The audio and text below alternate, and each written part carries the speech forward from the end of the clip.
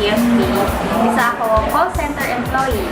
Ang nag-invite sa akin dito, isa sa best friends ko sa trabaho. Nung nag-start ako, ginawa ko lang siya part-time. Tapos, natuwa ako kasi ang simple lang ng system ng TFP. So, pinagtulong-tulungan namin magkakaibigan hanggang sa nabuo yung grupo. And then, naglaan ako ng extra time at sinunod ko yung advice sa akin ng mentors ko, yung training. Ayun, ang saya. Na-enjoy ko kasi talaga sa sarili ko yung earnings. At the same time, may mga bagong learnings parati na na-apply ko sa life. After 4 months of doing TFP, I'm happy and proud to say na nagkaroon ako ng sarili kong kotse. Brand new and it's my first car. 4 kaming magkakapatid and I even have one sister na nasa Dubai, pero sa amin, ako pa lang talaga yung unang nagkasasakyan na sarili ko.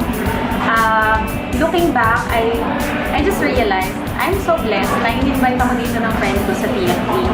Kasi imagine, I was working for 7 years. Never ko naisip na magkakaroon ako ng sarili kong sasakyan. Tapos dito lang pala sa TFP, 4 months.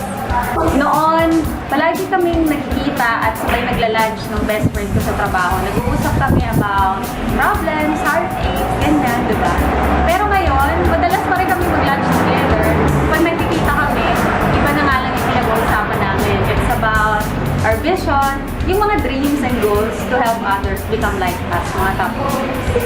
So, kung ikaw, hindi ka pa nag-join, siguro, masasabi ko, mag-join ka na. I-try mo kasi wala talagang mawawala sa'yo.